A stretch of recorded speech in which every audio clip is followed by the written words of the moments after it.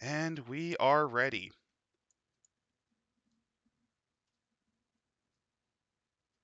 Good evening, everyone. This is Adam, and welcome back to even more of Complete Warrior. Holy crap, this book is a leviathan when it comes to useless prestige classes. I'm Mrs. Diapsid, and I can't agree with you more. I'll be so glad when this is over. I'm the dioxide, and it's only a little comfort knowing that there is one complete book out there that's worse than Complete Warrior. And I'm Randall, and my god, this book is like an infested cyst of garbage. You lance it, and it just keeps coming. Yeah, With that, and the worst part is, I know for a fact we're not finishing this tonight, which is the worst part. let's check out Horseshoe Theory Man right here. All right, so coming up is the Justiciar. They misspelled Justicar, and I just noticed it. I just noticed that. I've read this book before. But look, it's spelled like that in every instance. That's what they think it's spelled like? Oh no. Oh Yeah, no. yeah. Oh no. Oh man. So the thing about the Justicar is there's some interesting fluff in it. The concept is where there are laws, there's people who defy them. And that's where citizens who live in fear of the lawbreakers come into play. These guys are basically your bounty hunter class, where they go after people, and no dead or alive, you're coming with me. They just literally beat you unconscious and take you in. So it's like a medieval Judge Dredd. Yeah, like you see that sword, very much a merciful weapon. It doesn't do lethal damage; it just does non-lethal. All So right. here's what you get.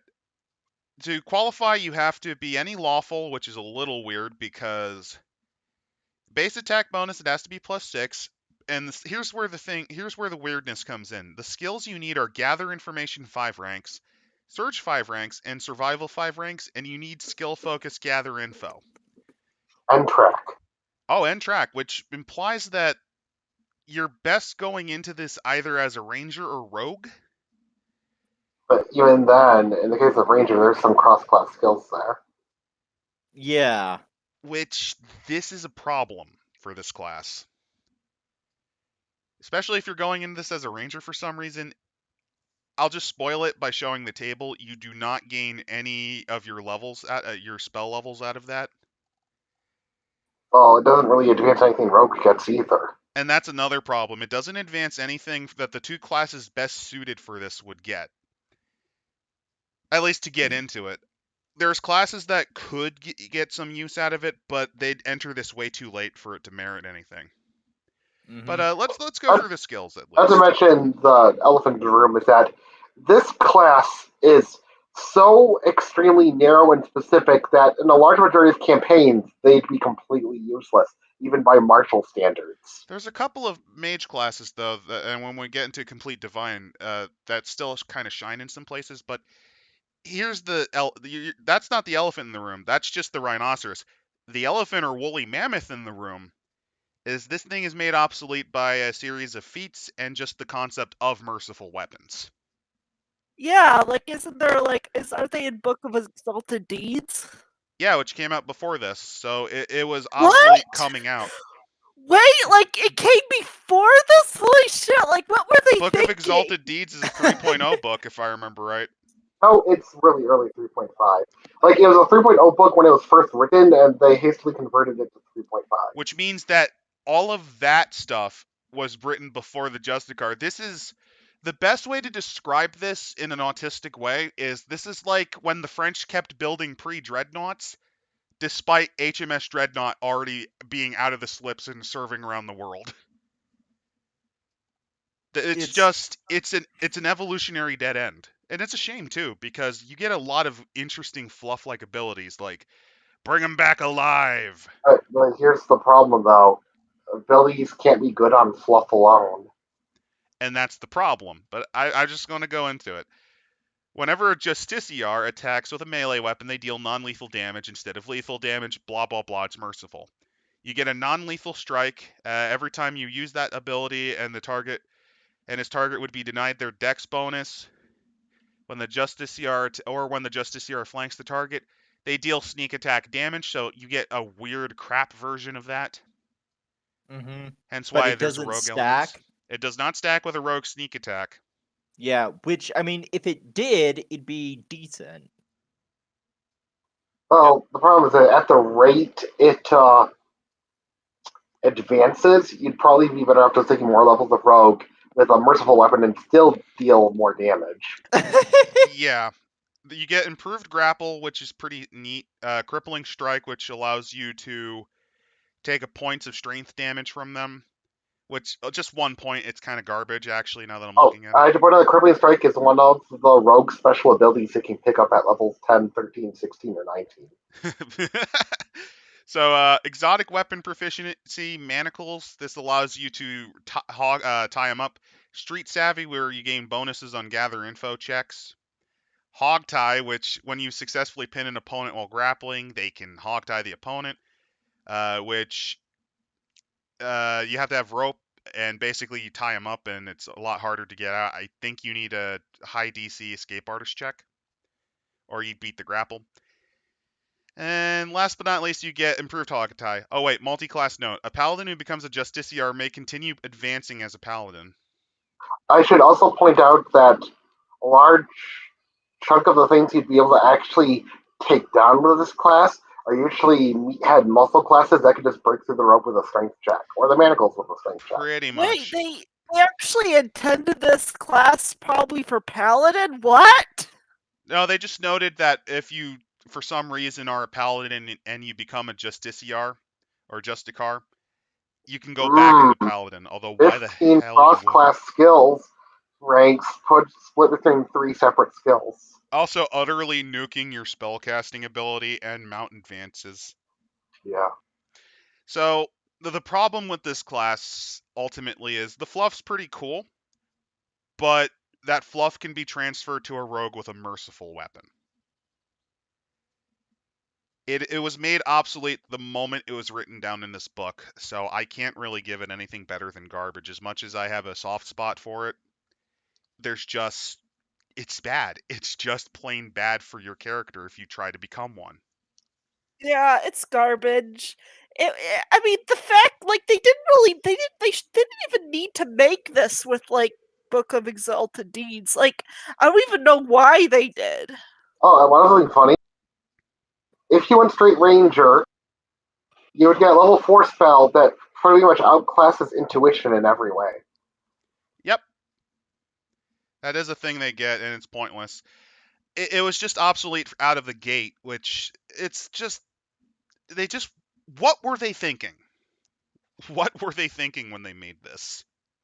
We need to fill out how many pages is this? Might be. I think the other idea is they were going for a bounty hunter build, but they should have just.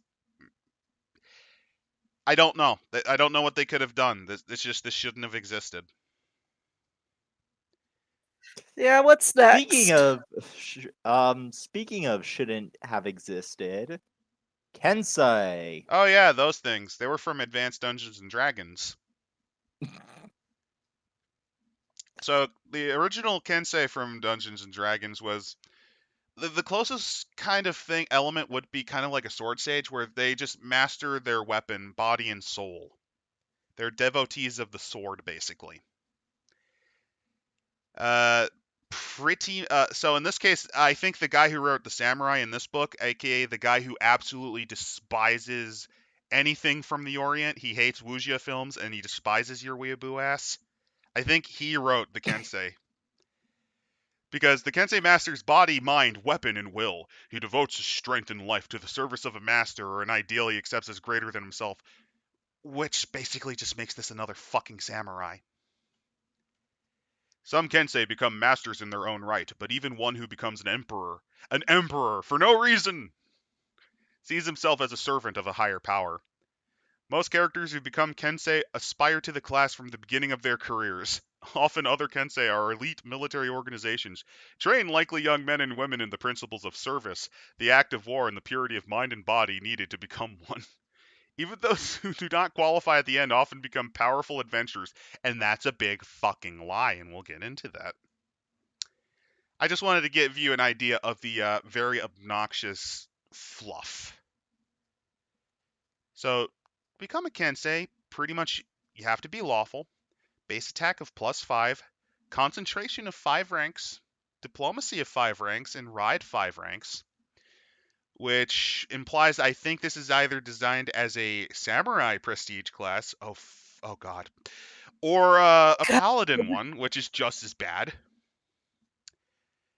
Feats, combat expertise, weapon Yeah, focus, any but weapon. looking at the special, I'm pretty sure this is meant to be kind of like there's two. They wanted at least one samurai themed prestige class that didn't require you to fall as a samurai in this book. But why did they sacrifice a perfectly good prestige class from AD&D for this shit?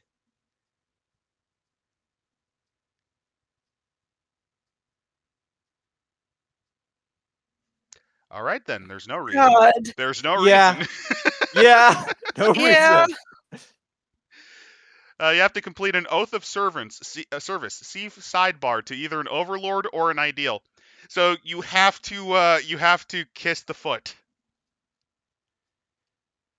Blah blah blah. So what you get is you get a signature weapon.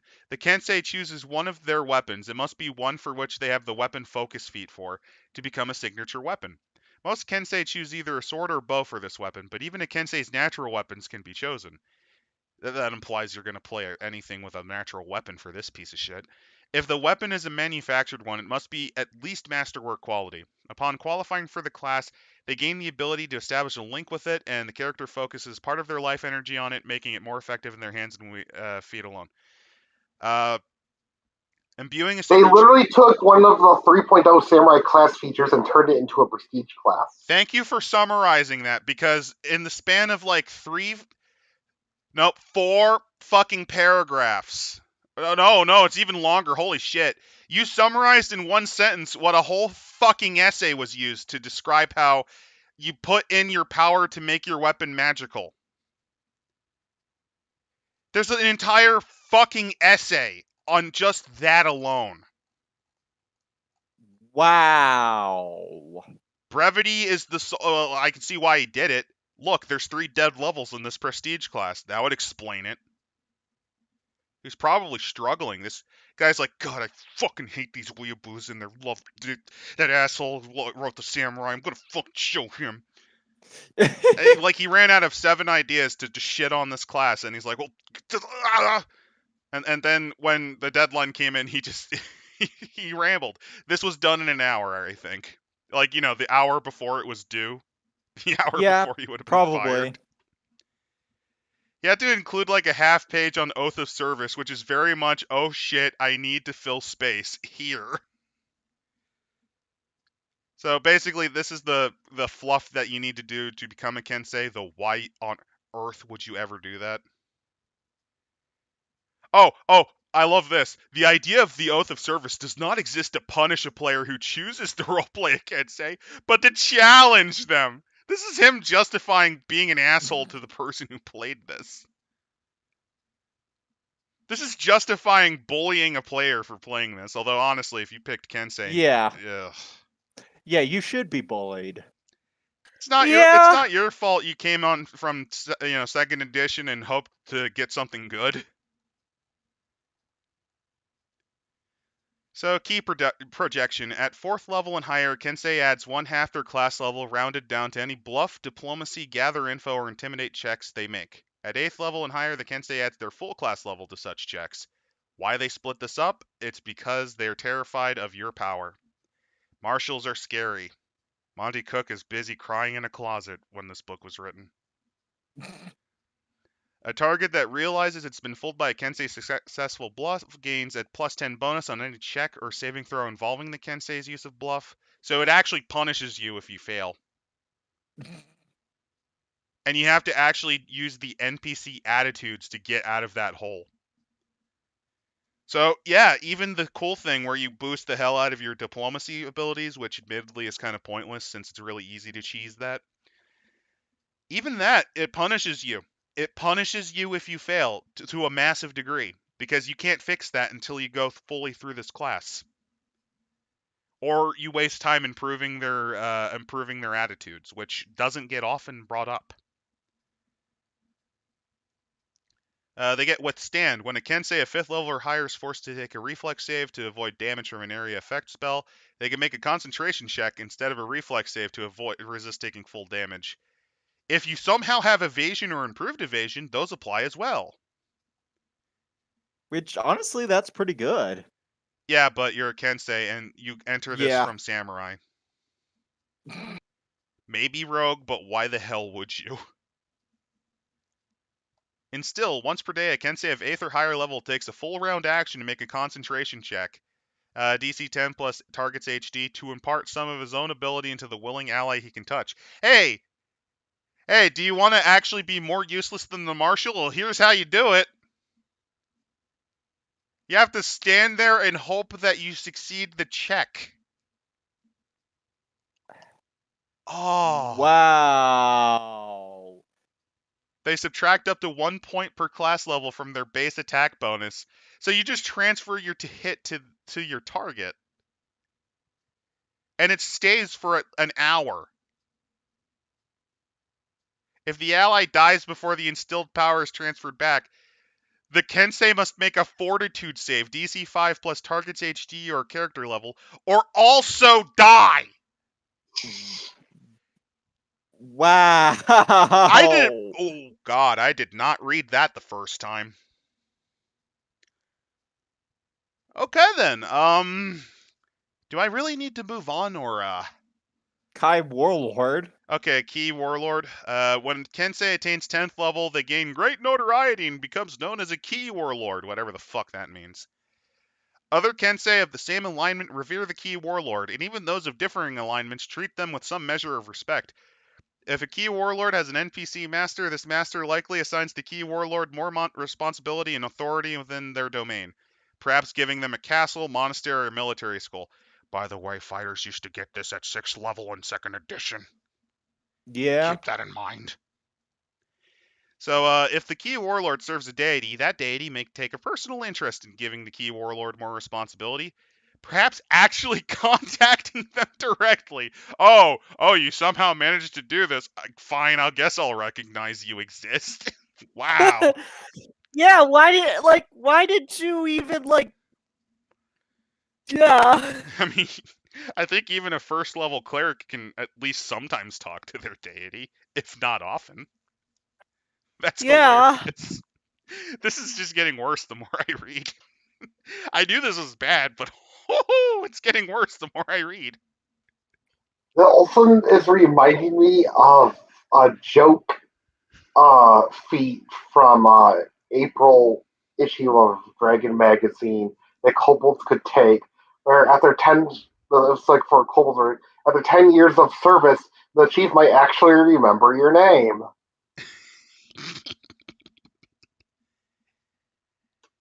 They have the right Yeah. to. This is basically the kobolds of prestige class.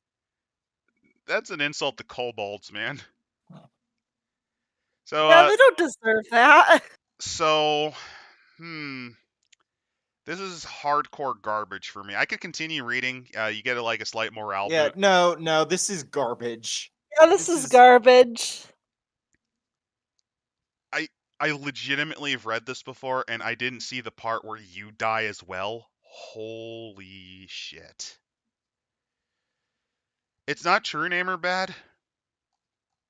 I kind of wish it was, but it's still bad. Even as a samurai, it doesn't help you. By the way, the sample Kensei they have is a monk. Monk Kensei. Right? What? That's so cursed. That's the worst thing I think you can do. Inscrutable Master Shen. Well, I mean, his reasoning is pretty inscrutable. God. Okay. Knight of the Chalice. Oh my god, a good class finally. A Knight of the Chalice is a member of an elite knightly organization devoted to fighting demons and other evil outsiders. Motivated by a pious hatred of these creatures, blah blah blah. Okay, Doom Guy.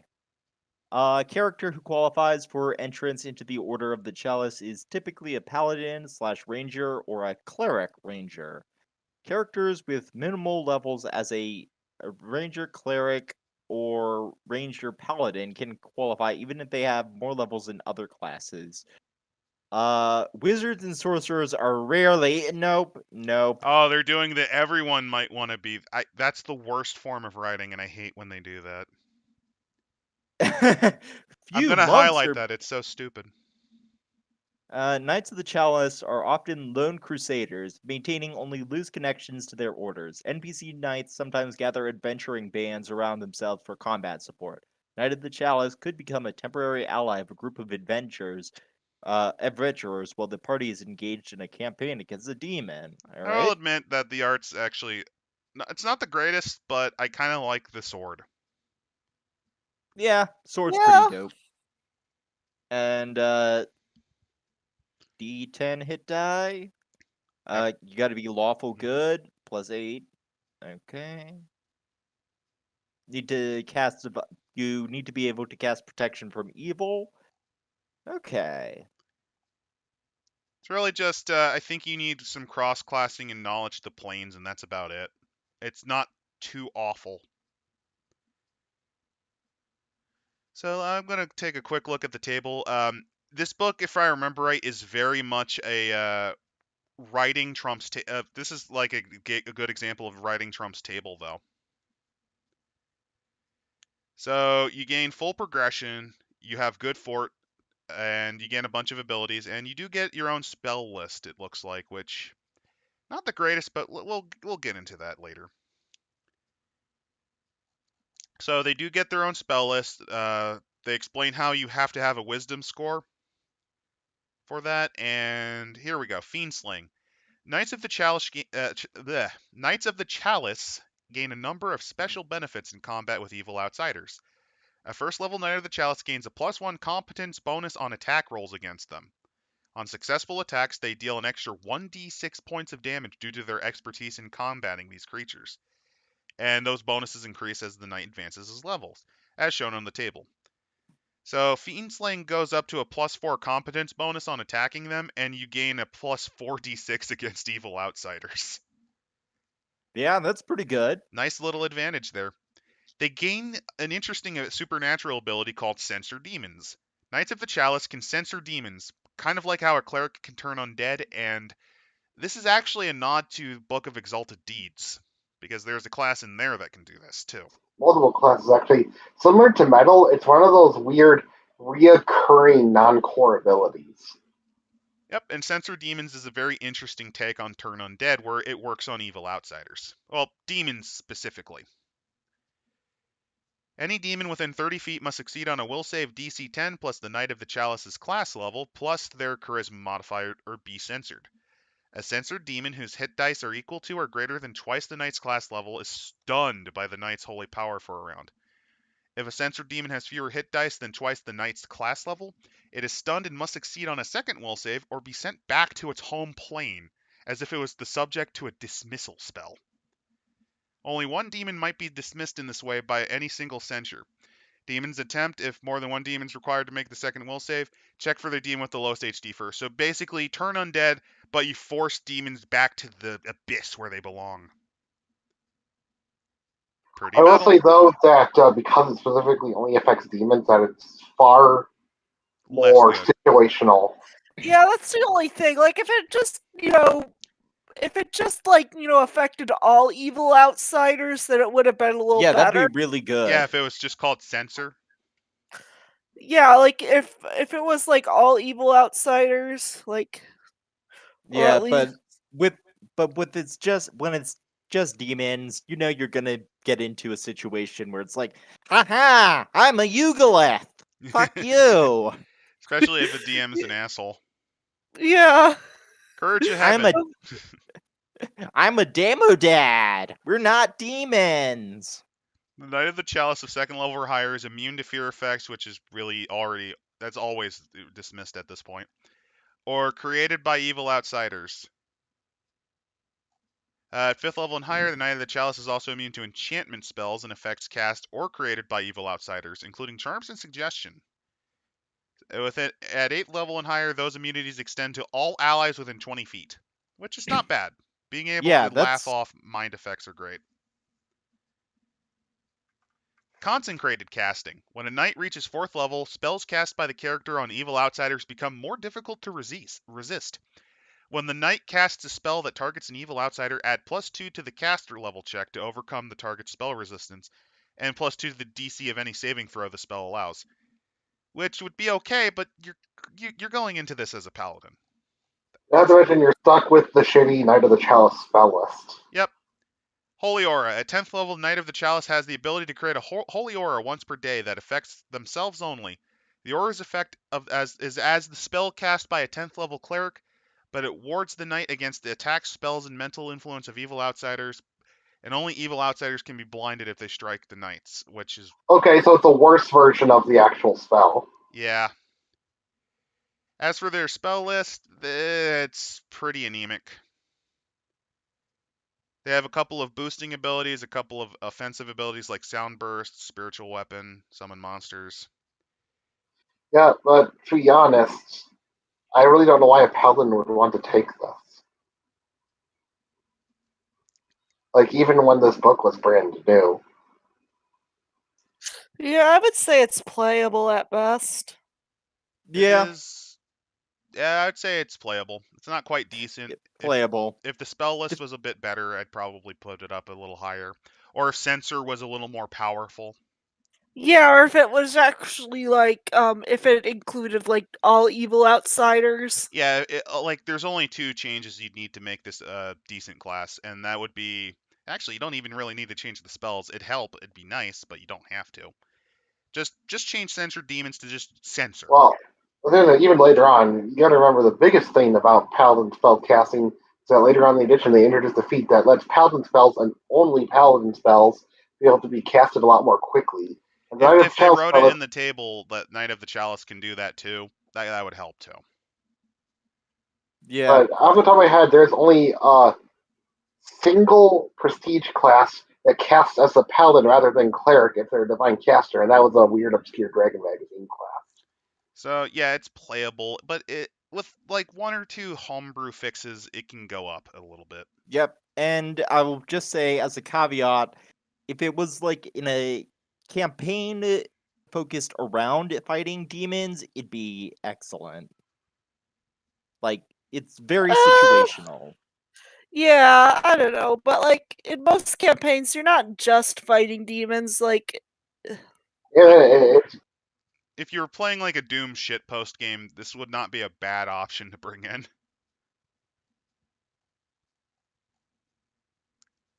like Oh yeah, Yeah. no. but you know what would be better at all of this?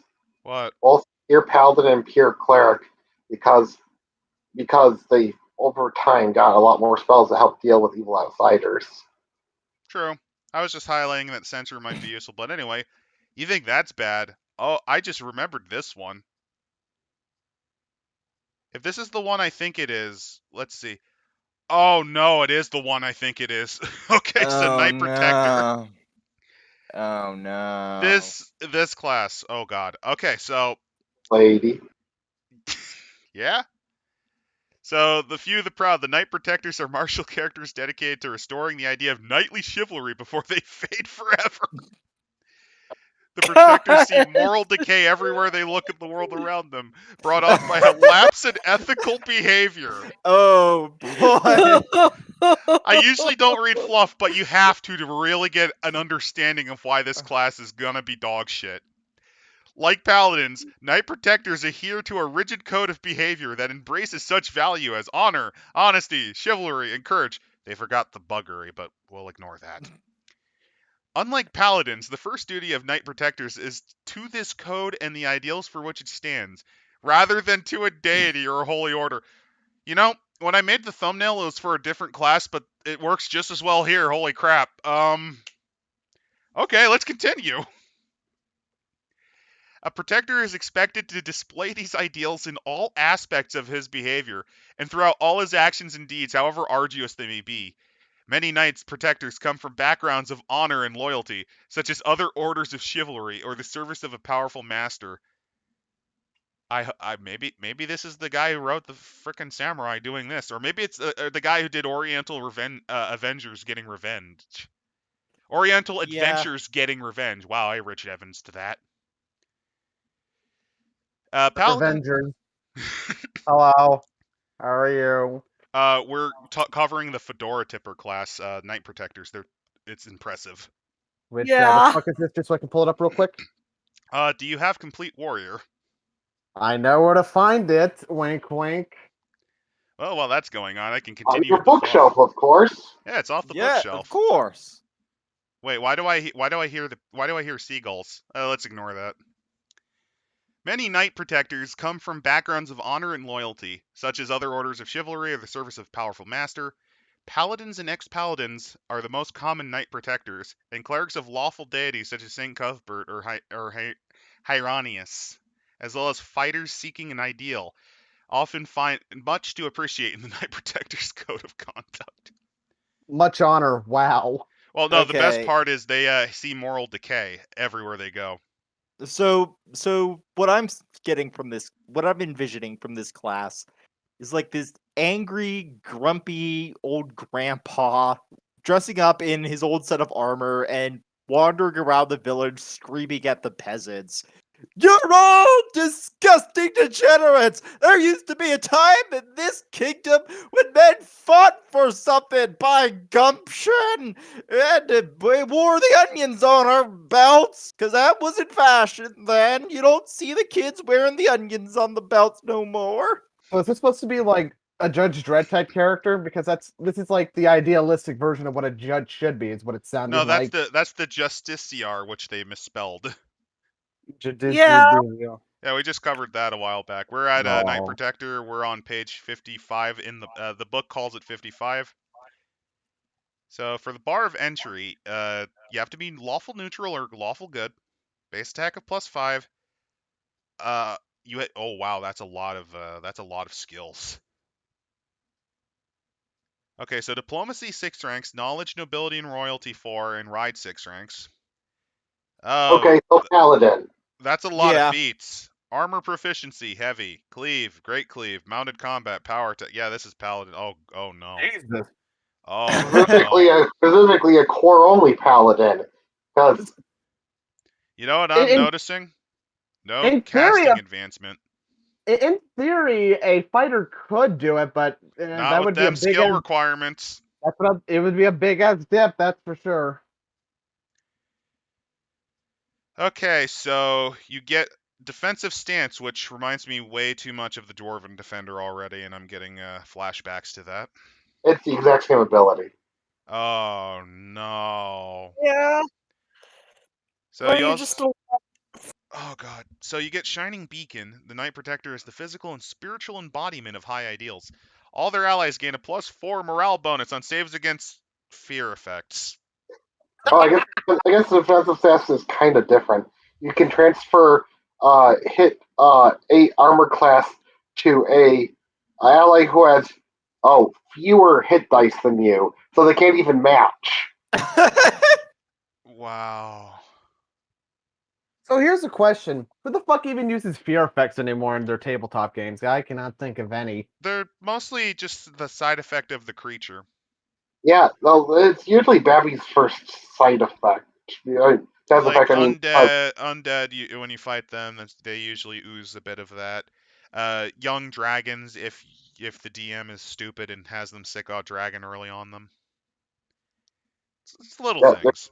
there's a reason why it remove fear as a level 1 spell. So defensive stance is garbage. It's pretty trash, and they get Shining Beacon, which lasts until they die, and it's just a bonus on fear effects. Best effort. The daunting nature of the Knight Protector's goals often require special focus of effort.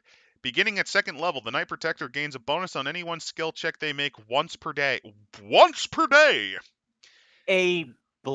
So is that a +1 bonus or just a bonus? It doesn't. They forgot to specify. No, they did in the table. It's up to +4. Okay. A +4 bonus. Uh, Woo! You have to declare that you use this ability before they make the check. The skill bonus increases by 1 every 3 levels beyond 2nd. Iron Will. Knight Protector gains Iron Will as a bonus feat, which... This just gets worse every time I look. Supreme Cleave. For the Those things Supreme the Gentleman. friendly berserker goth. Yeah. I can't. Okay. Beginning at 3rd level, a Knight Protector takes a 5-foot step between attacks. Woo! No mercy. At 6th level, a Knight Protector gains the ability to make an extra attack of opportunity per round.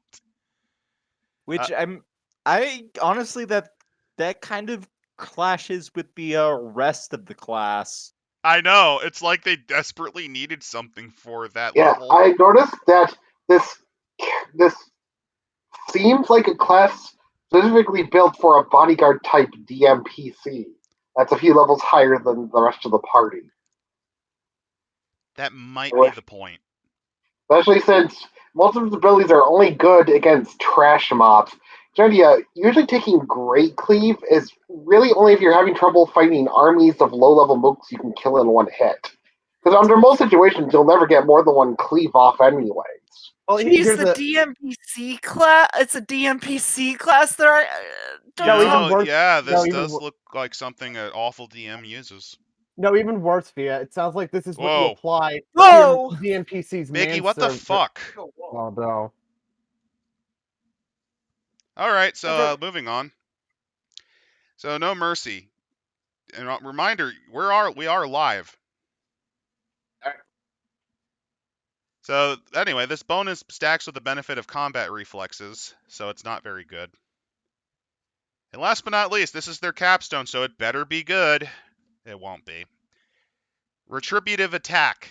If an ally of 10th level Knight Protector is rendered helpless or unconscious, the character can make a retributive attack against the creature that felled their ally. Literally the I will avenge you. When making the retributive attack, the Knight Protector adds their charisma score, if any, to the attack roll and deals an extra whopping 10 points. It's basically a crap smite that only works if the person's down. Yeah.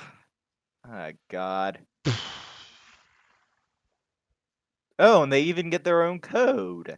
It's literally kicking them while they're down. Support. Which screams The honorable to me. code. Courage and enterprise and obedience to the order. Defense of any missions unto death. Respect for all ye peers and ye equals. Courtesy to all lessers. Combat is glory. Battle is the true test of self-worth. War is the flowering of the chivalric ideal. Personal glory above all in battle. Death before dishonor. You're gonna die. That Knight Protector over there that looks like a... He looks like he's trying to sell me colloidal silver, actually. Doesn't he look like he's trying to sell me like gold and colloidal silver for when the Civil War happens? I made my own axe. The EMP will make the bullets not work. Only fools are hoarding ammo. So, if you can't tell, I fucking hate this class. This is easily garbage. Yeah. No, this is garbage. Master Thrower. Do we really need to say anything about this? Yes, I need to know how to throw good. It's a 5-level class. This, yes, it'll be quick. Don't worry. The fluff doesn't matter because it's just you throw. It's like that video of the cockatiel throwing everything. That's your job. So to enter, you need a base attack of +5, sleight of hand 4 ranks, point blank shot, precise shot, and weapon focus, which probably means you're going to be a ranger. Why do you need sleight of hand? What are you gonna hide the boulder? Well, it's not a boulder. You're probably going to throw like a bar chair or something. I Or know a No, you're knife. gonna. I think specifically it's going to be stuff like daggers and throwing axes. So, okay, that's what you need, which is not that difficult to get in. You do have to focus on ranged combat, which that's cursed, but we can make it work. Sleight of hand kind of limits it because I'll be honest, sleight of hand is not a very common skill for most base classes. Yeah, it's cursed. I'm not gonna lie. The setup is very cursed. So you get what's called a thrown weapon trick at first, and every 2 levels thereafter. So you get three thrown weapon tricks. You can choose one of the following abilities. You get Deadeye Shot, which is where the critical multiplier for any weapon you throw increases by 1. So, for example, if you throw hand axes, throwing axes, it ups it to a ×4 rather than ×3. It doesn't explain what happens on 19 to 20s. Does that increase it to a ×3? Yeah, it would. That actually is situational. It's not the worst thing in the world. We'll get into why. We'll get into more though. So there's defensive throw. If you have that, you have to have a concentration check, which, unless you're a mage, you probably aren't putting much into that. A mage or initiator. Those are from Tome of Battle, for those wondering. Initiator levels basically allow you to do Dragon Ball Z moves. Okay, that's a little too high power, but you know what I mean. You have special techniques. So you have to make a concentration check, which is a tall order for a marshal, since 9 times out of 10 they do not put anything in there, before attempting to attack with a thrown weapon while in a threatened square.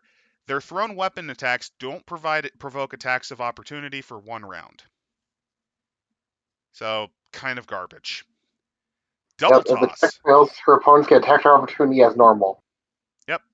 Double toss. A master thrower with the ability may, as a standard action, throw 2 weapons at once at 2 targets within 30 feet. They apply their full strength bonus to each weapon instead of 1/2 for the offhand weapon. The thrown penalties for the fighting with 2 weapons apply, though. Oh, so now they expect you to have the 2-weapon fighting chain of feats. Yeah. Yeah. Isn't that great? All I'm seeing is more and more feats and cross-class skills and other shit adding up. Right now, there's only one of these I like out of the batch. Let's continue. Palm throw. When using little thrown weapons, darts, shuriken, and daggers, which, hey, guess what? You need exotic weapons proficiency now. I think darts are simple weapons, though. They're the only ones here that are. And Dagger. daggers. And daggers, too. But shuriken, that just makes me kind of cry. Where were we? The master thrower with this ability may throw 2 of each weapon in a single attack roll.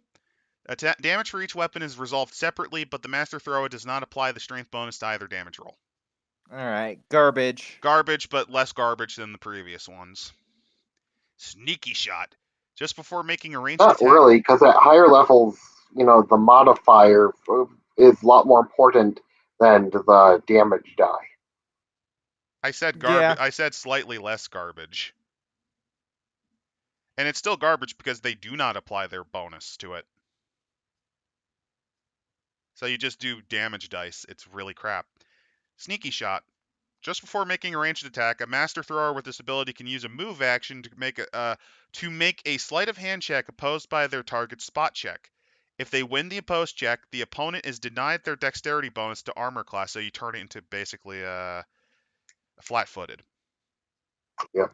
Which, given that you're already putting into sleight of hand for this class, it's not great, but it's the second best one so far.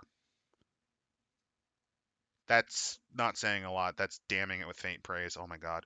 So anyway, trip shot. Master thrower with this ability may use a thrown weapon to make a trip attempt against an opponent farther than 5 feet away. It's basically like if you're using spiked chain. Moving on. Tumbling toss. When using light, medium, or no armor, so garbage.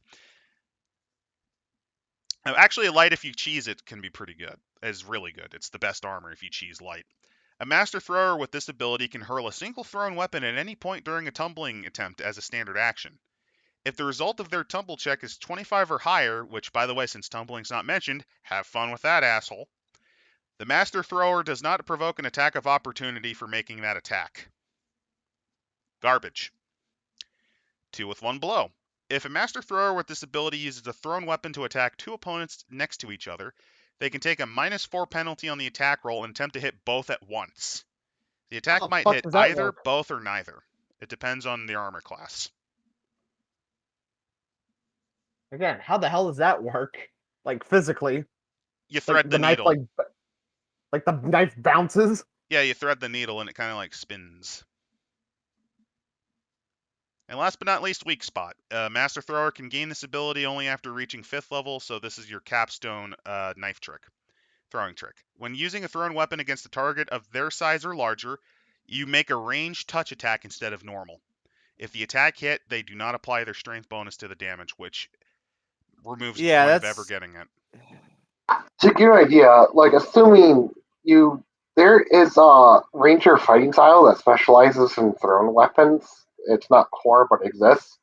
There's a spell they get called Find the Gap, where the first attack of every full attack they make is a touch attack, and they still get to apply all of their bonuses.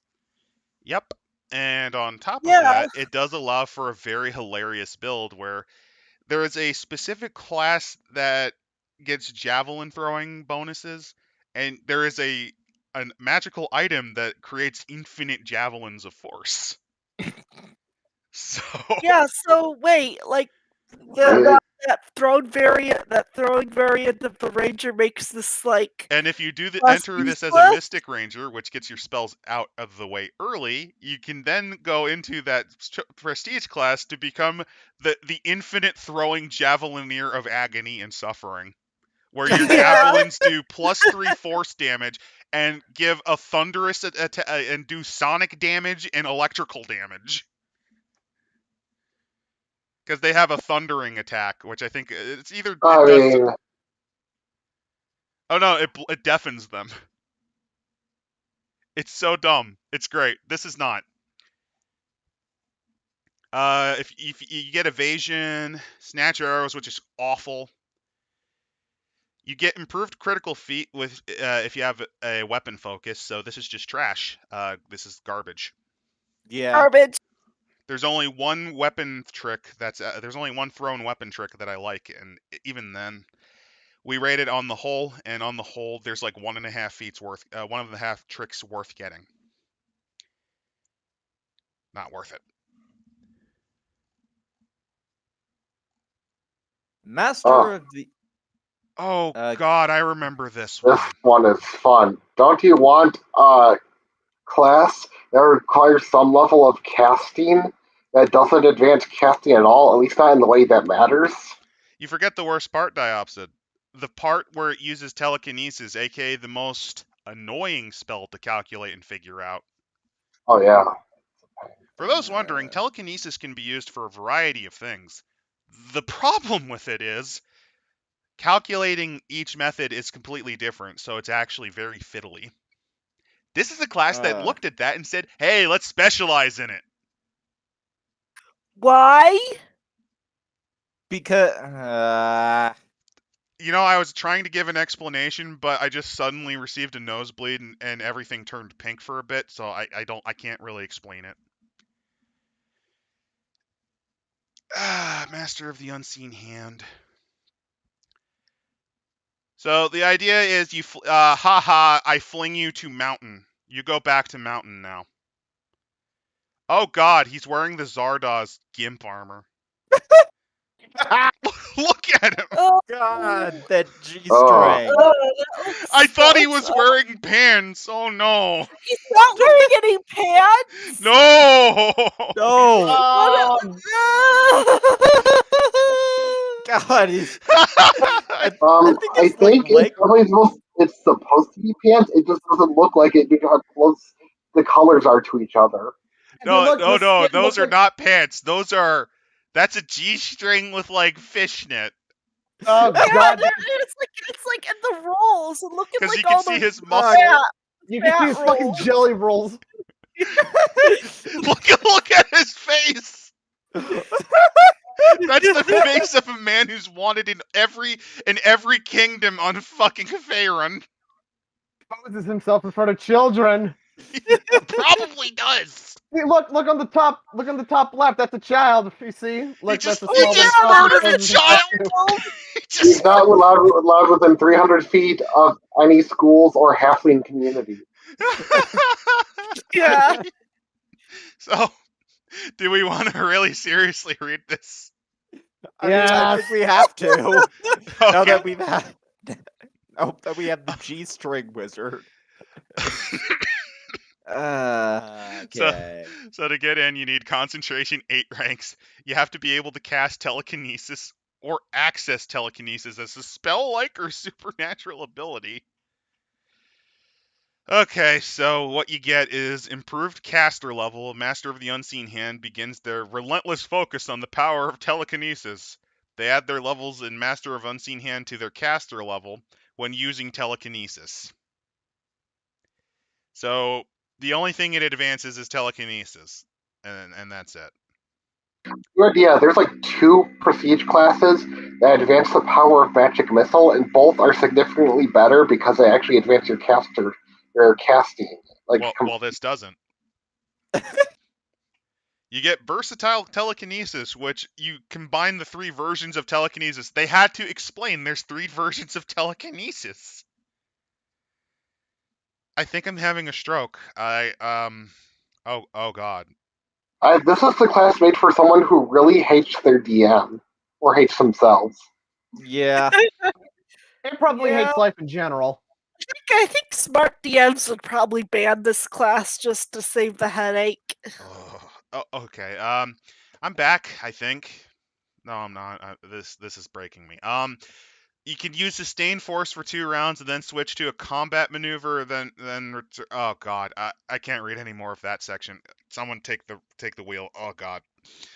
Okay, telekinetic wielder. You can pick up a weapon with telekinesis and attack people with it. Doesn't protect. Okay, base attack bonus plus is equal to caster level plus intelligence modifier or charisma modifier. So you just have a crap version of spiritual weapon. It sounds like. Yeah. Yeah. Sustain concentration. You can move and fight while maintaining telekinesis. Because it's one of those spells that requires a concentration check every round if you're trying to do something other than sitting there. Amazing. And it's equal to the DC of your telekinesis. Oh, this gets worse the more I look. This actually sounds kind of fun just to fuck around with. I'm not gonna lie. Oh. Biggie, You see? do I need to link you the entire telekinesis essay? And by essay, I mean how the spell works. Biggie, it took you 5 hours to understand the basic mechanics of rage. Don't worry about it. This just Yeah. looks fun. No, don't worry. Don't. Fuck you, losers that focus on the crunch. Let me tell you, fluff is where it's at, baby. And creativity.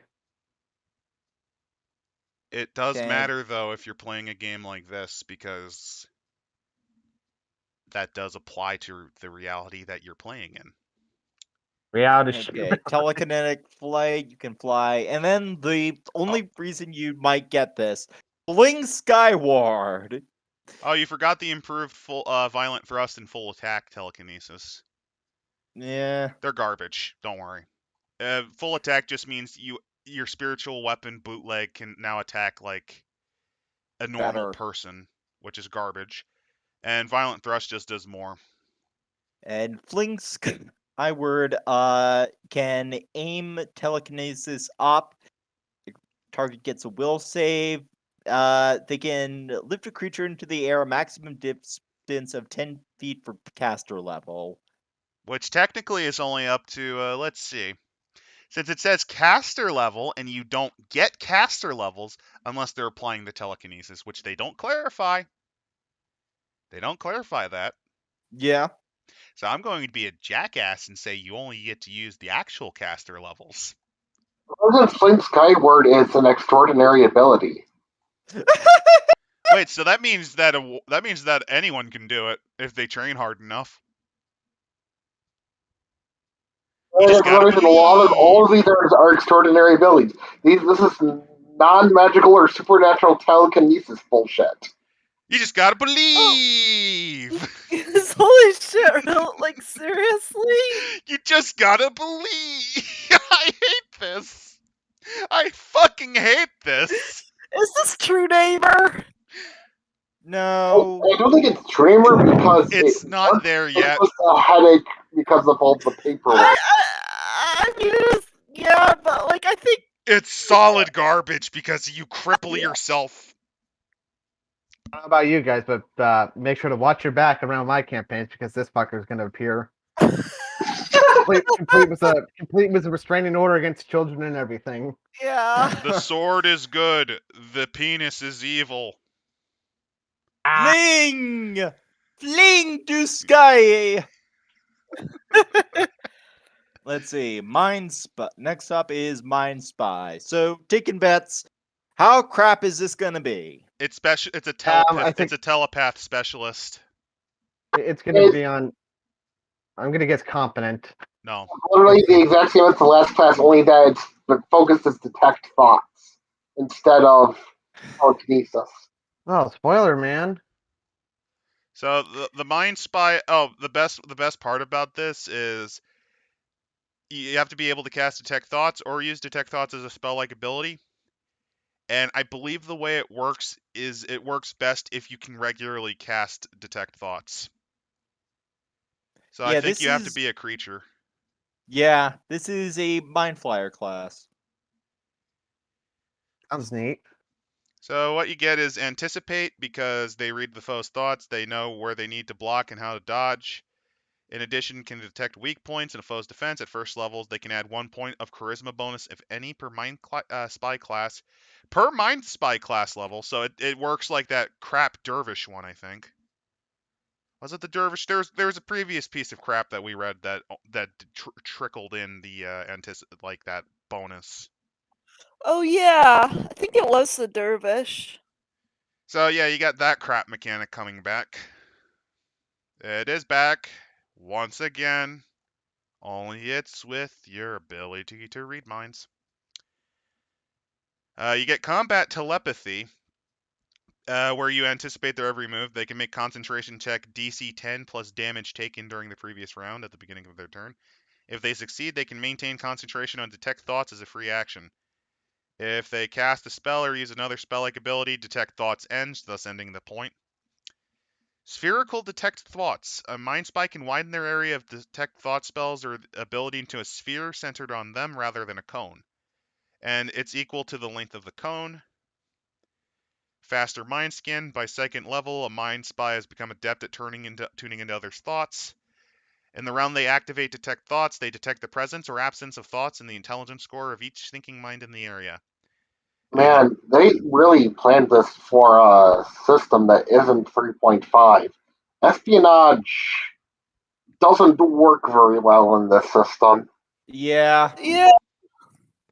Honestly, this seems more like what I'd use if I was like, you've survived our torture. Bring in the mind spy.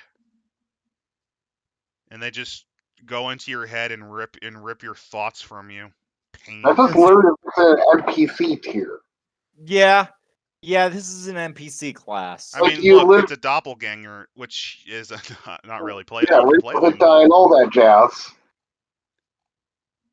And then you get multiple surface thoughts, so you can detect surface thoughts with it who any fail the will saves. Instant mind scan. Yeah, it's NPC tier. It'd still be That's- garbage that's though. been- Yeah, especially since, the thing about detect thoughts is that it's invalidated by like 5 or 6 different creature types. Yep. I could detect thoughts. And then this is the gelatinous ooze or something.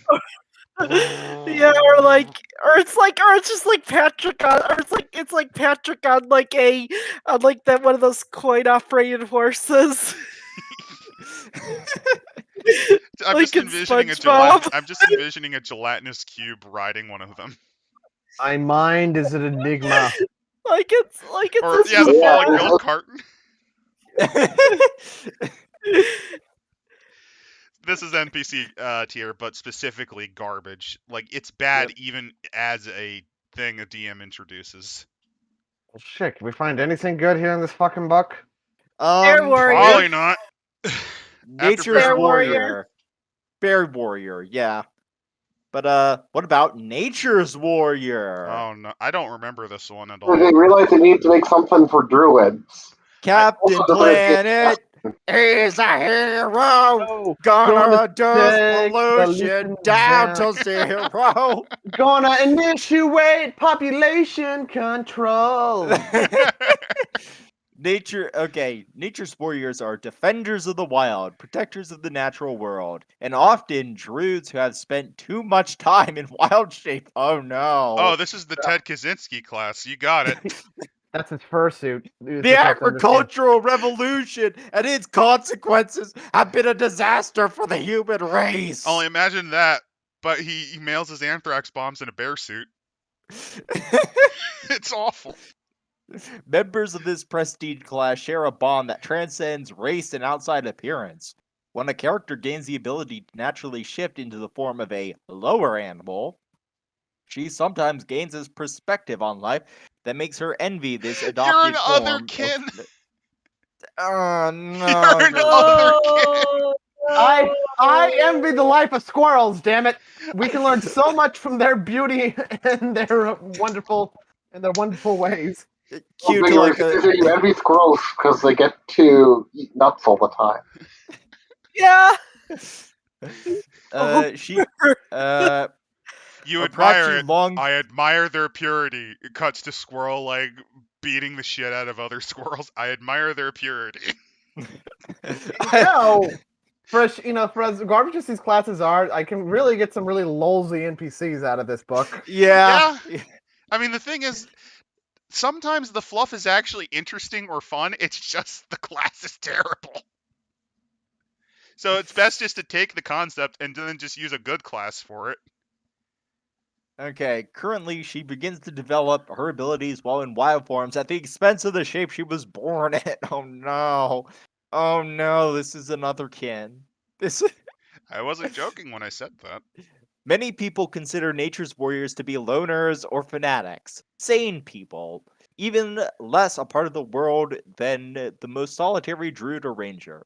Nature's warriors, however, tend to be very communal. Oh no, they're Anprim collectivists.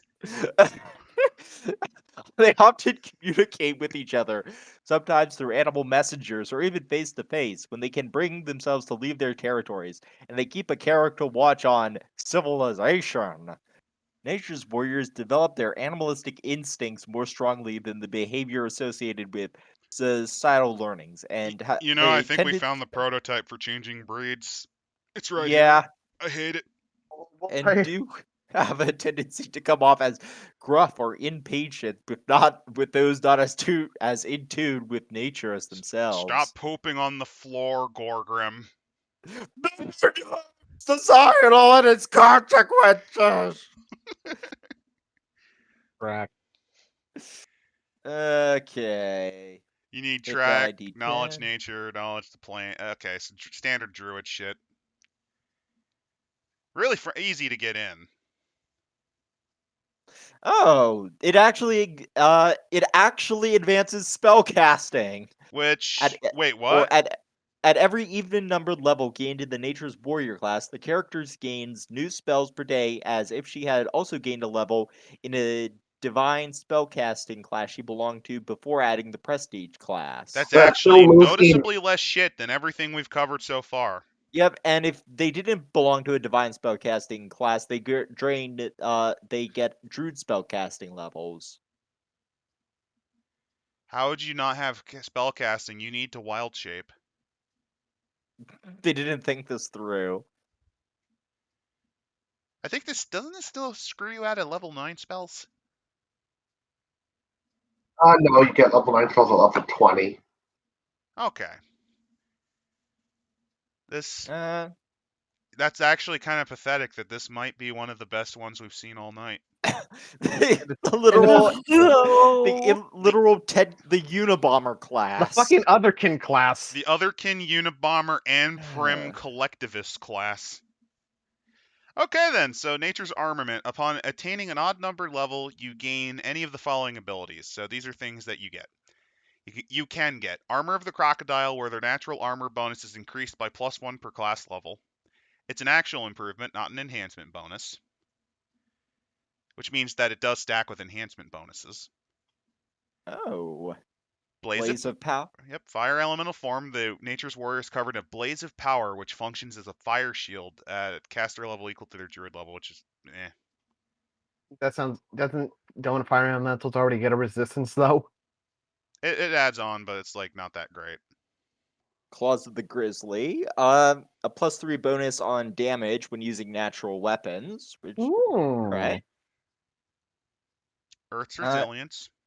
Damage reduction 3, nothing. So a flat 3 on all, -3 on all damage. Which All is, physical damage. I think magic still. Oh no, I think even magic.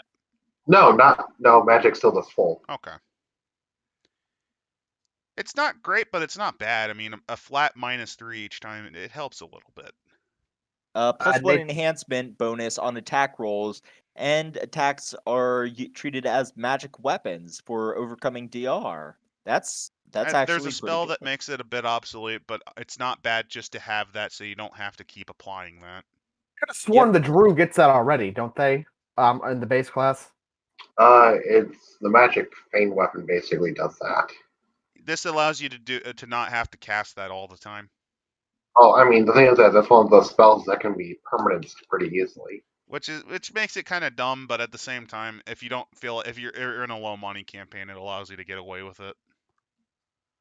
The clouds, while in the air elemental form, the Nature's Warrior may, as a free action, wither her body in mist and clouds for 1 minute per class level, or until she dismisses the effect. This gives her concealment, though this does not affect the ability to see or act at all. So they get a 20% miss chance for about a minute.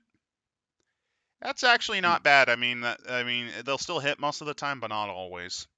I should point out, though, that in order to even have the ability to wild shape into an elemental, you need to be at least level 16, which means you can't even take all the levels of the class before Epic. Yep. Well, no, wilding. Nature's Warrior's class levels stack with Druid levels to determine wild shape abilities and wild empathy checks. They actually thought that through. Yeah. So that still means that you have to be at least level 16 when taking this ability. Which means minimum 11 levels of Druid previously. And it's usually best to get in and get out with these. It's not. I mean, it's not a deal breaker to not get it because at least there's a couple of good ones so far already. Then there's Serpent's Coil. When in the form of a creature that normally has improved grab, the Nature's Warrior gets a +4 bonus on all grapple check and does damage to equal to 1d8 plus their strength bonus after winning. And last but not least, water. And there's more. Water's Flow. You have to be able to take an elemental, so this is another late one. 3 times per day, the character can transform their body into a water itself. They move at base land speed while in this form, but do not provoke acts of opportunity while doing so. They can do nothing but move. It doesn't sound like they. It sounds like you still take damage, though. Yeah. Not great. Wild Growth. Nature's Warrior gains fast healing 1, which is mostly good out of combat. Yeah. Wings of the Hurricane. If they contain a bird form or air elemental form, they increase their base fly speed by 30 feet and improves their maneuverability by 1 category. So if you have a form that has good maneuverability, it becomes perfect. Well, I'll be damned. This is actually not a bad class. Yeah.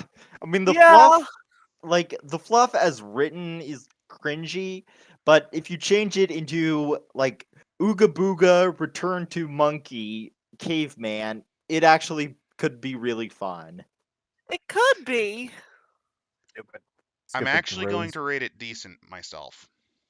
Yeah, this decent. is definitely decent. It does hurt your druid casting a bit, but it doesn't affect your wild form, which is what it cares about. And there's at least enough armament options that even if you don't pick this up later, even if you pick this up before you get your elemental forms, you still have enough to work with. Like Crocodile's armor alone is really nice, as is Yeah. as is Earth's resilience, which is not an elemental form. You just straight up get it. And Claws of the Grizzly is Yeah. nice if you're going combat beast more. I will say though, you will lose a chance for non-animal companion. It's a negative, but again, Yeah. there's enough advancements that it keeps that it's not a killer, and that's why I'm not raising it higher than Yep. decent. I'm not gonna lie, this actually kind of surprises me. Yeah. I kind of want to play this as just crazy and prim adventurer. I'll be honest, like this is actually kind of a breath of fresh air. We actually needed something kind of good after everything that we went through. Oh my god. Oh, the thing I made this thumbnail for. Cult Slayer. They are euphoric.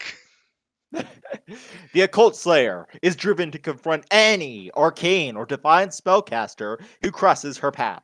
I heal the children and sick. Why are you attacking me? I can't Occult understand Slayers. you from your rage. I just want to help children and old people from the illnesses. Why are you Find your stabbing me? general! Burn the witch! Oh. Occult Slayers believe that mortals are too irresponsible to wield magic, and those that who dare to do so must be slain. What the Spellcasters fuck? The who- gods themselves gave them magic in the form of clerics, though. Yeah, like Spellcasters who become occult slayers are considered to have seen the errors of their ways. Although they may still cast spells, they rely They should be primarily on able their to. battle prowess. I mean, if they want to kill spellcasters, they should probably start with themselves first.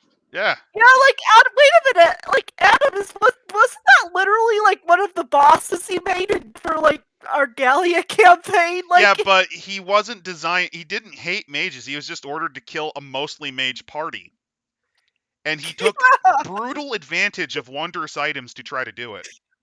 yeah. Like So this he is didn't like have magic, so the next best thing was to use a bunch of wondrous items to attack back. yeah, but that's literally a better. You literally made like a better occult slayer. Yeah, Well, but on top of that, I requires gave him a less shitload money. of spell resistance too. Yeah.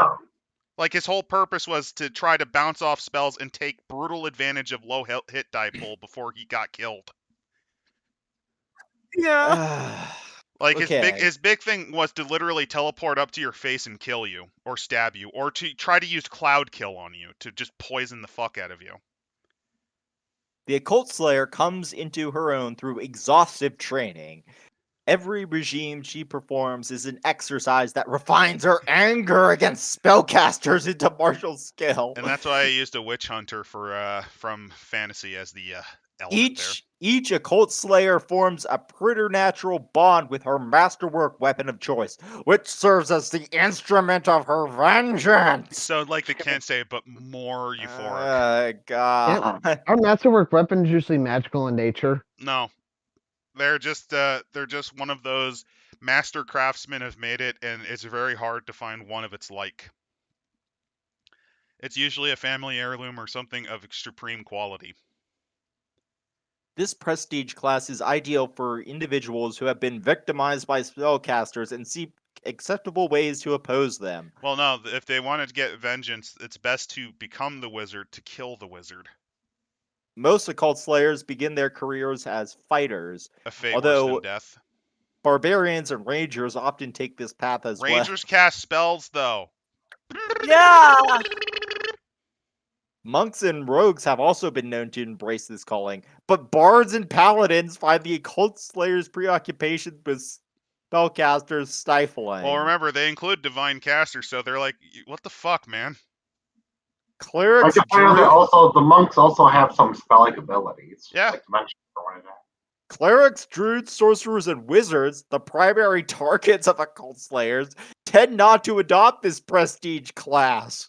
Although such turnarounds are not without precedent. So bards, yeah, we don't kill you, even though you cast magic too. And paladins cast magic too.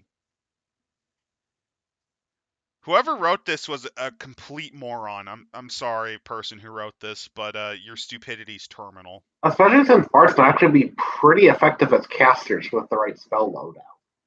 There can be no casters. Magic is the tool for the gods. But the gods gave me this ability.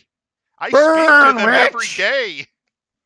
NPC occult slayers seldom form organizations because they have discovered that congregating in one place attracts spellcasters intent on making preemptive strikes against them. No shit. So yeah, these are basically anti-wizard serial killers. These are a mixture of that and the hatred guy. Yeah, Not important.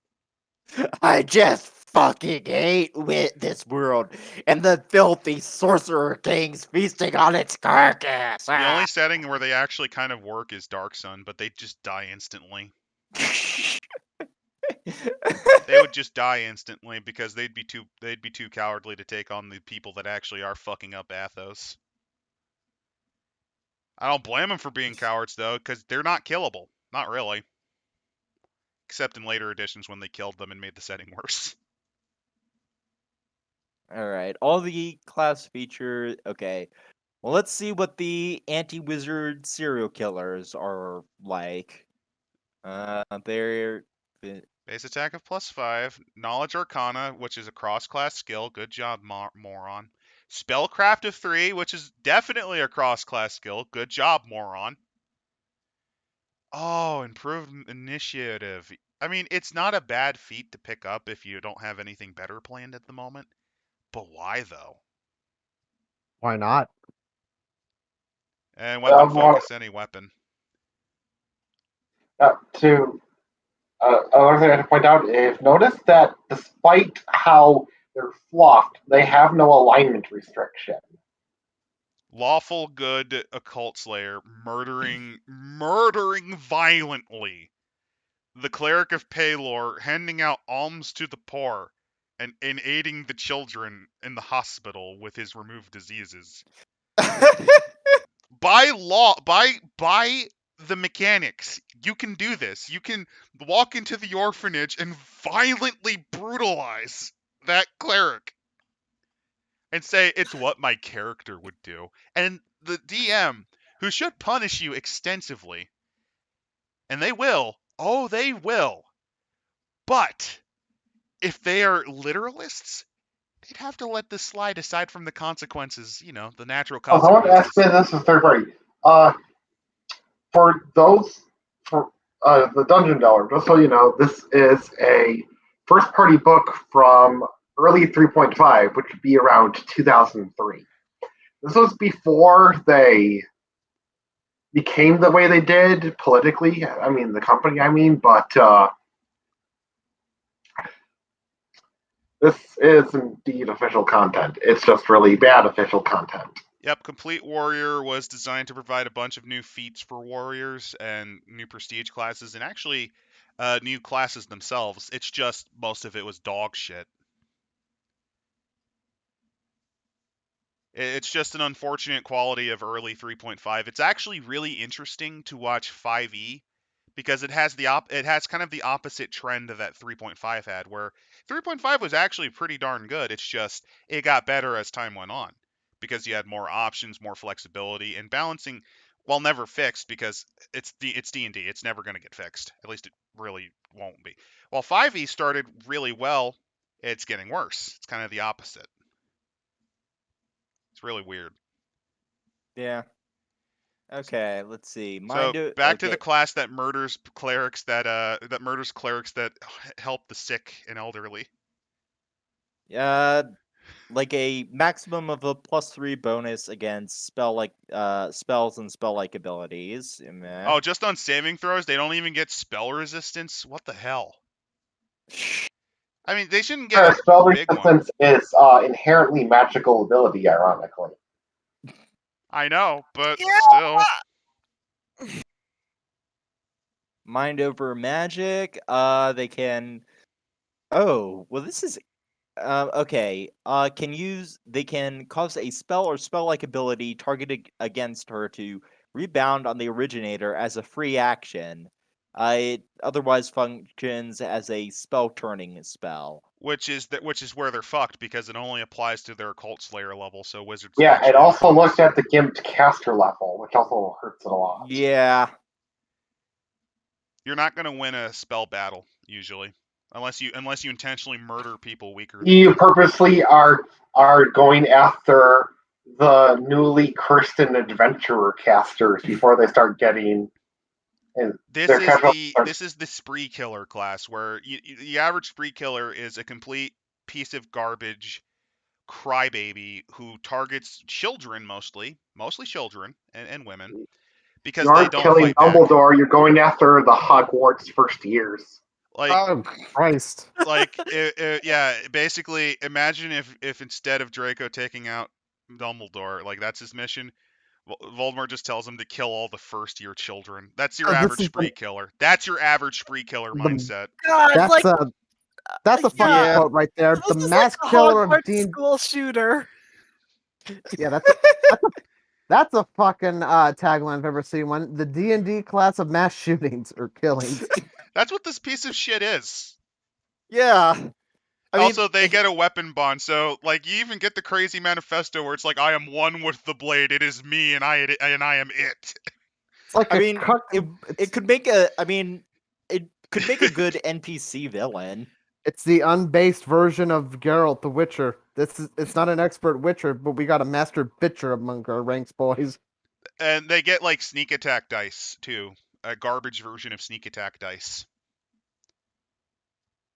It only works on mages or creatures with spell-like abilities.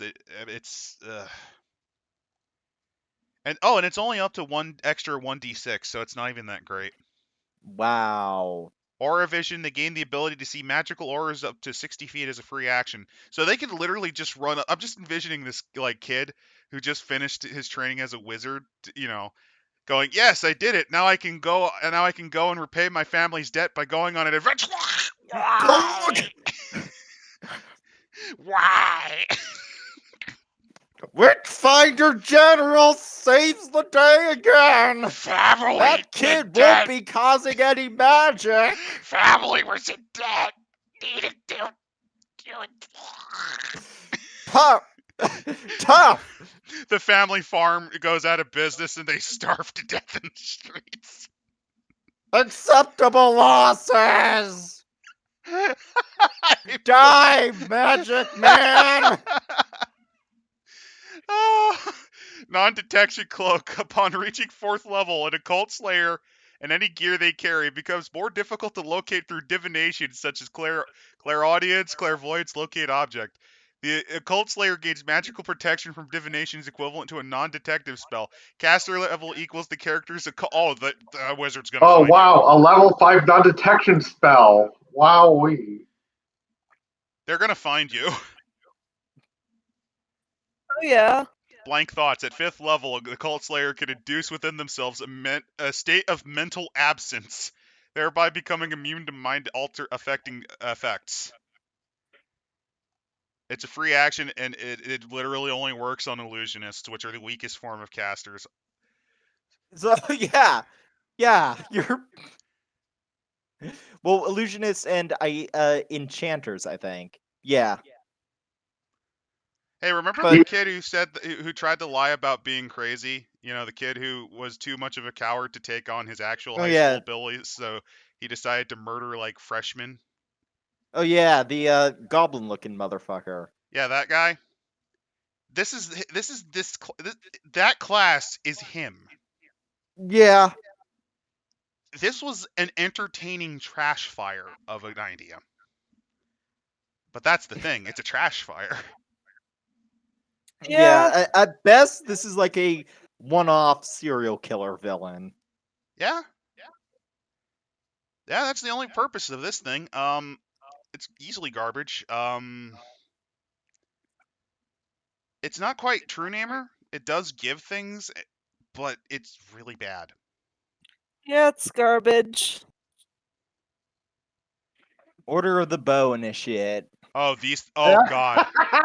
Oh, this one's great. This is a knee slapper. I love this hold one. on. Before we go into I forgot to totally mention for the Occult Slayer, His whole fucking class can be replaced just by one feat called Mage Slayer. That's really all you need. Not only that, but honestly, if you're gonna try to make an actual Mage Slayer, the best approach I could come up with, at least as a DM, is build something with a decent amount, but not too bullshit amount of spell resistance, and have them brutally utilize wondrous items as much as they can. Yeah, but conjuration damage does go per. Yeah. Yeah, but most people, Exactly what but happened. your average player probably doesn't think of that.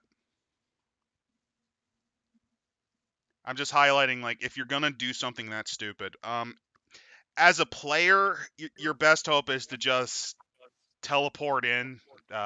Basically, you rely on your wizard buddy to get you the kit needed to just murder people. Don't forget fancy magical equipment, so you need magic to stop magic. Yeah. So anyway, Order of the Bow Initiative. God. This needs to be read. It's so bad. When asked, what is truth? An initiate of the Order of the Bow picks up his bow. Yeah. You didn't Why- expect it to be this Fires. stupid. Fires it- an arrow, and without saying a word, lets the mastery of the weapon serve as the gauge of the archer's progress along the way. By learning the meditative art of the way of the bow, the archer improves his discipline, precision, and spirituality. So this is literally the Zarda. Where's the name of the cult of Zardas? With the guns. What are they called? Cleaners or something? Yeah, or something like that. This is Zardaz's cult. The bow is good. The penis is evil. Biggie, Yes. your mic's picking up your audio. Oh fuck. Do you hear? What do you hear? You don't hear the sex Just orgy. You don't hear the orgy in the background, do you? No, we just hear it's pigeons cooing in the background. just Yeah, whenever we talk, it comes through on your mic. Also, like the 50 of occasional them out pigeon there. going. "Coo." There's like 50 of them out there. I gotta go get a broom. Hold on, I'll go get my shotgun. Don't hurt the pigeons. Okay. Order of the Bow Initiate. See their weapons as extensions of their being, and the use of the bow as a spiritual experience. You know who also sees inanimate objects as a spiritual existence? Movie Bob when watching Super Mario Brothers movie. Fighters are the most common initiates of the Order of the Bow. Rangers, paladins, and even barbarians utilize these skills and philosophies as well. Those rangers and paladins would then be found a couple levels later dead in a ditch somewhere. Same with the barbarians and fighters, to be honest, but we'll get into why later. Okay, you need Everyone wants to BAB. be these pieces of shit. Yeah. BAB +5, craft, bow making 5 ranks, knowledge, religion 2 ranks. You Point literally blank. worship the bow. What the fuck?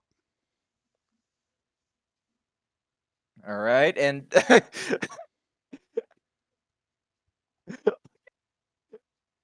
Don't you love needing 4 feet? Yeah, it's pretty great. Yeah. God, this art. He's wearing a Oh, medieval ghillie suit. You know what I love the most? He's not even drawing the bow right. Like, his arm is too short. Like, he's not going to get a full draw on it.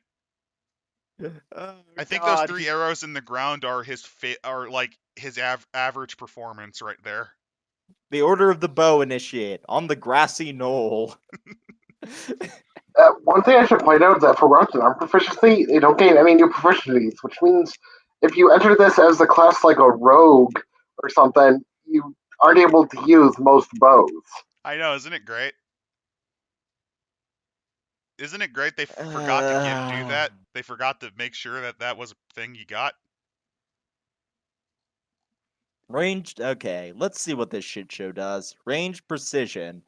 As a standard action, an initiate may make a single precisely aimed attack with a ranged weapon, dealing an extra 1d8 of points of damage if the attack hits. When making a ranged precision attack, an initiate must be within 30 feet of his target. Wow, An just within enough distance for them to walk up and smack them in the face next turn. Yeah, I know. Like, don't you like getting punched in the throat? An initiate's ranged precision attacks only works against living creatures with discernible anatomies. Any creature that is immune to critical hits is not vulnerable to a ranged precision attack. And anything that and fortification and that also protects the creature from the extra damage. So Unlike you have to have so if they have armor with fortification, it basically laughs at you. Unlike with a rogue sneak attack, the initiate's target does not have to be flat-footed or denied its dexterity bonus. But if it is, the initiate's extra precision damage stacks with sneak attack damage. Yeah, with the crossbow because rogues can't use bows. Oh, they can use short bows, but they can't use long bows, which is which are a where lot better. the money shot is. Treat the initiate's ranged precision attack as a sneak attack in all other ways. And it increases by plus d8 every 2 levels. So you can get up to 5d8 extra damage, Which but only that's within 30 feet, only within punching distance. I think I took care of the problem. all right. How many? How many did Yeah. it take? Enough. Close combat shot.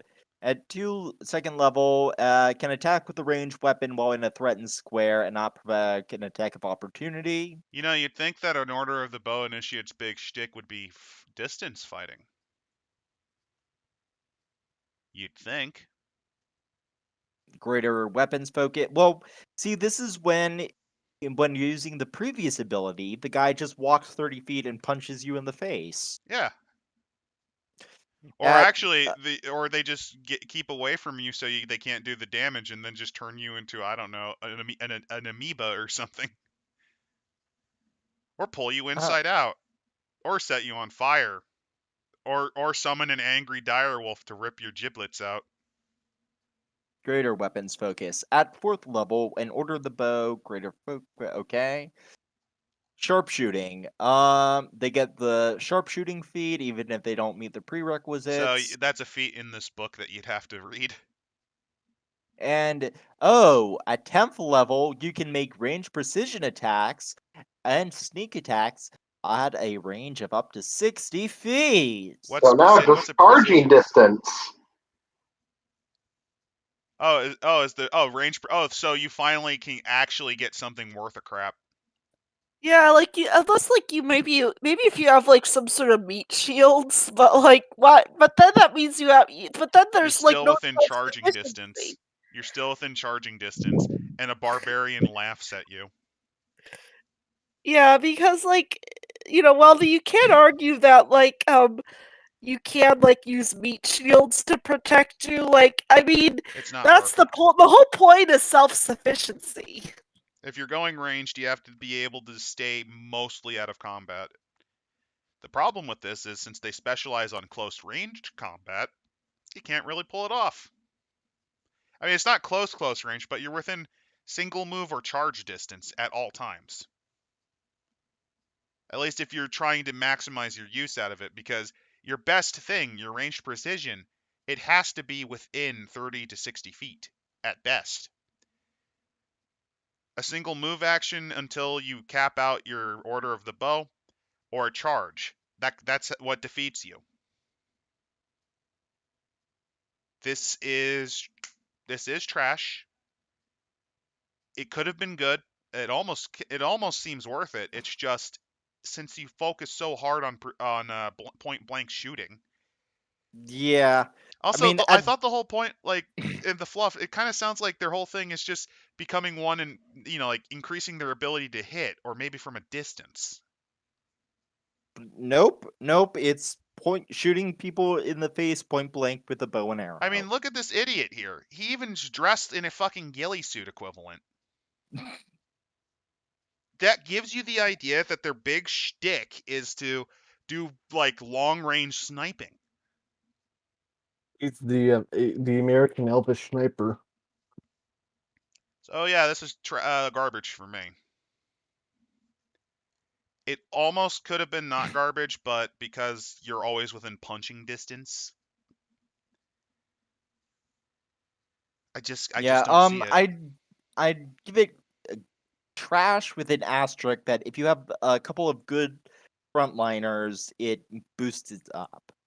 Because they can just act like your meat shield while you plink from the back. Yeah, but I'd argue the whole point is like you have to have some sort of Yeah, because you efficiency. gotta remember Yeah. that we're also looking at these classes by how they work on their own, taking all levels of the class and not having to need certain other party members in order to function. If this class instead gained like a ranged boost, maybe their range precision doesn't. Still keep range precision, but they it get, works in like the first range increment of your weapon. yeah, like if range precision works as an extends your range, that would be interesting.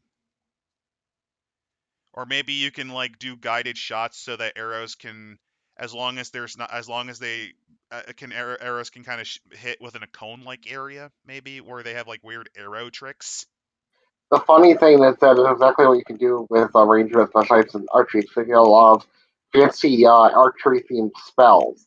One of which is called Arrow Storm, where you can, as a full round action, attack every target within 30 feet of you with an arrow. And that's why this is obsolete, because a ranger comes out of the box with that. Garbage. Okay. Yep. And last one is the Purple Dragon Knight. Obsolete. Why purple? Color of It's a setting royalty. specific thing.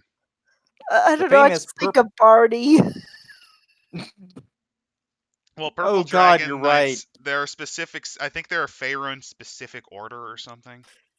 God. The famous purple dragons are regarded across the lands as exemplars of disciplined, skilled, loyal soldiers. Their reputation is deserved partly because of the heroic actions of their leaders, the Purple Dragon Knights.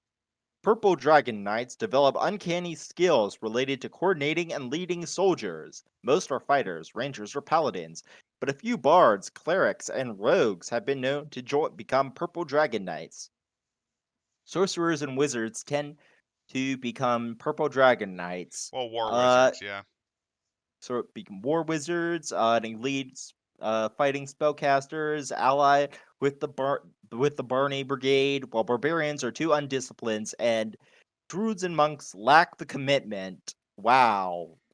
I mean, I'll give them credit. At least the amoeba, the protoplasmic life form, that which came before the great race of Yith colonized this planet. At least they didn't give them all classes want to be them. In general, NPC Barney Brigades are responsible for leading the Barney Brigades on and off the battlefield. To die horrible deaths off screen. Player character knights are either retirees, special liaisons to the army, or recipients of honorary titles. So just they send their useless to they're perceived useless. Character's level in this prestige class is irrelevant to his rank in the military, although higher ranked knights tend to be of a higher level. So you could be like a 20th level character and still only an honorary knight. Wow. Trash. Like that is the class rating I'll give it, but like no, that's still trash. Like fluff, that's trash. It is not necessary to have this prestige class to serve in the Purple Dragons at large, or even be an officer in their ranks. So there's no point. not even in Faerun or wherever the hell this came from. I think it's Faerun though, since they really, really liked Forgotten Realms as a setting. All right, to qualify to become a purple dragon knight, a character must fulfill all the following criteria: lawful good, lawful neutral, neutral good, or neutral. Base attack of +5, 1 rank in diplomacy or intimidate. Listen 2 ranks, ride 2 ranks, spot 2 ranks. Not bad. It's not demanding, but it's not. You'll Well, get the into why. feats, though. Order combat and negotiate. Negotiate is one of those really shitty feats that gives you +2 bonus to 2 different skills. I forgot that feat even existed. It's like alertness, but even worse. Membership in the Purple Dragons.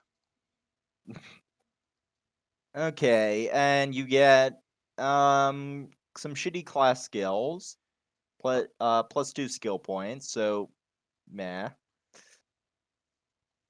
Heroic Shield. The Purple Dragon Knight can use the aid another action to give an ally a +4 circumstance bonus to armor class instead of the usual +2. Oh, you should also point out that they gain proficiency in tower shields. Okay. Oh, I forgot that okay.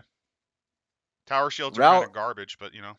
Yep. Rallying Re. Up to 3 times per day as a free action, a knight can utter a powerful shout that causes all allies within 60 feet to gain a +1 morale bonus on their next attack roll and increases their speed by 5 feet until the knight's next turn. Traditionally, this is used when a formation of soldiers is about to charge. Wait, this is starting to seem familiar. It reminds me of the elation spell from a Book of Exalted Deeds, but a lot worse. Yeah, I was thinking that. That has a radius of 80 feet and gives a +1 morale bonus to +2 morale bonus to strength and dex, and a +5 morale bonus to move speed. They get inspired courage though, like a bard. Yeah, and you can fight while doing it, but you can't cast spells. Activate magic items by spell completion, such as scrolls, or activate magic items by magic word. Why would you do this though? Because this is not a caster friendly class. Yeah. Affected allies get +2 morale against charm and fear, and +1 morale bonus on attack and weapon damage rolls. You can use it 2 times a day. Woo! At maximum. Your idea, level 3 bard by default can do this 3 times per day. I know. Fear. Once per day as a standard action, can invoke a fear effect. DC 10 plus knight's class level plus charisma modifier. As the spell fear. And allies are immune to this. I think my Shire can just do that naturally when he Oath casts a of spell. Re. And he learned that at level 1.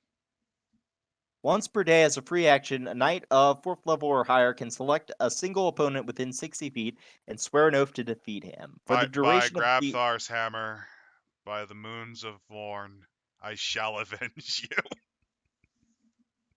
By Firth's beard, I, Grigner, shall slay you. Gets a +2 morale bonus on melee attack rolls, weapon damage rolls, saving throws, and skill checks against the challenged targets. Hey, remember? Oh, it's just, so it's garbage then. Yeah. And final stand. Once per day, a 5th level Purple Dragon Knight can inspire his troops to a heroic effort, temporarily increasing their vitality. Two allies within 10 feet gain 2d10 temp hit points.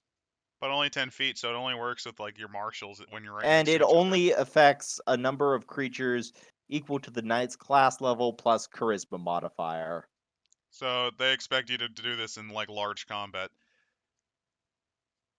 That horse wants to die. Look at him. Kill me. I'm part of the Barney Yeah, Brigade. The party God. brigade. That's what I think. Just send me to the glue factory already. You know, on the next charge, I'm gonna aim myself right at that spear and hope it takes me out.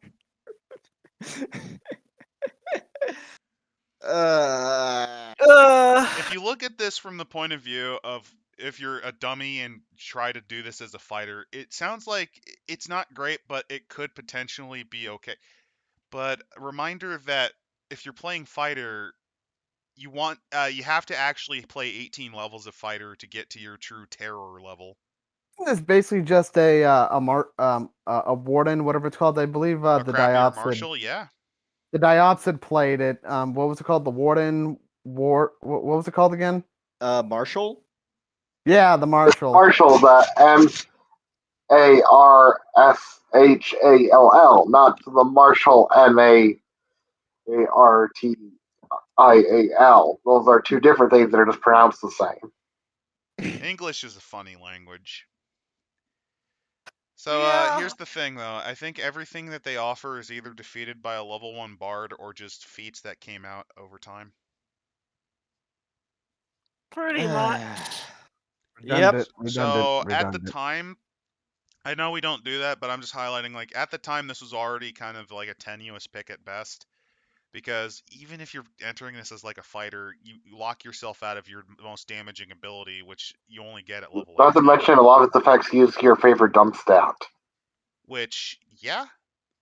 So it was just kind of not a good pick even then, and I think literally the next book that came out made it completely obsolete. So it's garbage. It's just straight up garbage. I think it's supposed to be an NPC class, but like it's still garbage. Yep. Yeah. And I think is that it for today?